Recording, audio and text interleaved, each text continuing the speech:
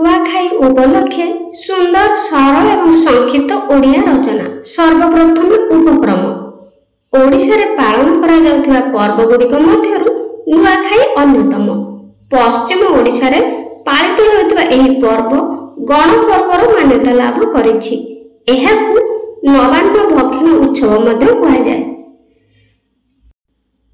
नुआखाई एक कृषि भित्तिक पर्व जहार एक स्वतंत्र सांस्कृतिक महत्व रही।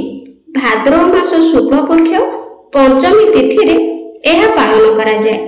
अत्यंत आनंद उल्लासर सहित पश्चिम ओडिशार पुरपल्ली रे एही पर्व पालित हुए। घर परिवार सदस्य जी जेउठी रहुथिले मध्य समस्त नुआ खाइबा पई एही दिन एकत्रित होइथांती। पूर्व प्रस्तुति। नुआखाई पर्वर प्राय 15 दिन पूर्व आरंभ हो जाए प्रस्तुति। गाँ ठारू सहर पर्यंत समस्ते निज निज घर द्वार सफा करने काम लगी पड़ती। हाट बजार रे सौदा पाई ग्राहकों भीड़ लगे। पोशाक पत्र एवं देवादेवी पूजा सामग्री लोक मैंने किणाकिणी रे लगी पड़ती। पूजा विधि। नुआखाई दिन प्रथमे निजर इष्ट देवी को पूजा करी नूतन शस्य रे तैयारी मिष्टान अर्पण करा जाए। संबलपुर अधिष्ठात्री देवी मां समलेई, पाटनागढ़ तथा बलांगीर देवी मां माणिकेश्वरी, सोनपुर देवी मां सुरेश्वरी आदि पाखरे मां दर्शन और पूजन पर प्रबल जनसमागम होता है। नवान्न भक्षण और ज्वार भेट। इष्ट देवी पूजा पर आरंभ हुए नवान्न भक्षण।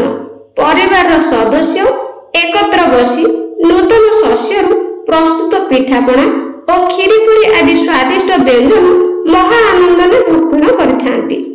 परिवार सदस्य मानक मध्यरे जहाँ भी मनमालिन्य थाउ ना कहीं एहाकु भूली जिबा पई एक सुंदर मुहूर्त आनी थाए नुआखाई पर्व।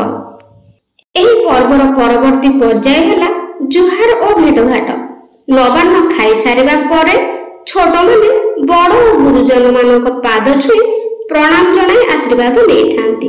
समवयस्क लोक माने जुहार होई एक आनंद और उल्लसित मुहूर्त को उपभोग करती। गाँ दांडरे आबाल वृद्ध वनिता दल दल होई नुआखाई जुहार भेट हेउथिबा दृश्य अत्यंत मनोरम होइथाय। उपसंहार वा शेष कथा।